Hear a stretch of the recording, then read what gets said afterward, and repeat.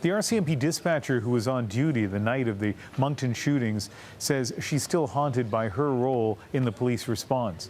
In an exclusive interview with CBC News, Lisa Rouse says she suffers from survivor's guilt after 24-year-old Justin Bork murdered 3 Mounties and severely injured 2 others.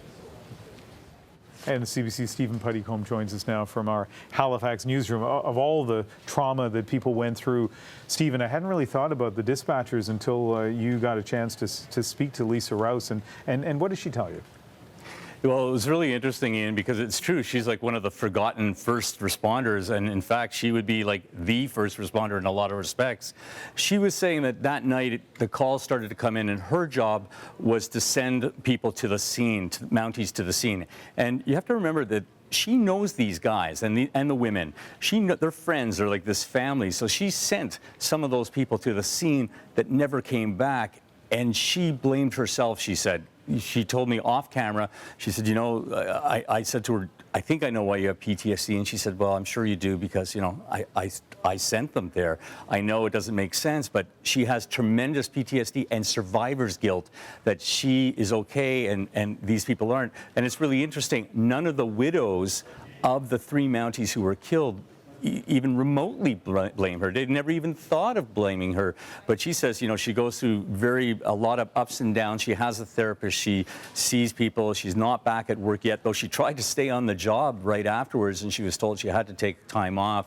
But this is sort of her thought process, what she told me today, Ian. The feelings you have in your mind are just all jumbled, and it makes no sense. And you feel horrible. It's very negative. And then when you go talk to your therapist, they make sense of it all, and you leave there and you're like, wow. And anytime my therapist would tell me, like, Lisa, that's normal, I would say, oh, okay, I feel better now, bye. So it really helps to have someone to talk to. Stephen, you connected with her at a conference about PTSD. We hear a lot about that, but clearly from what you've heard today, a lot more needs to be done to make sure these workers get the help they need. Yeah, no, you're absolutely right, Ian. And that was Lisa's thought as well. It was very interesting because you would think after Moncton that people would be in droves from that city and especially the first responders getting help. But she says that's not the case with many first responders like firefighters, the police, the Mounties, and of course the paramedics that were involved that day. And this is what she had to say. There's a lot of work to be done still because of the stigma. I feel there's still a lot of people kind of fighting it, they're hiding it. And I know for first responders and operators, it's hard for us to ask for help because people ask us for help. So it's hard for us to turn around because who do we ask the help, you know what I mean? So still a long way to go, but I think every little bit helps.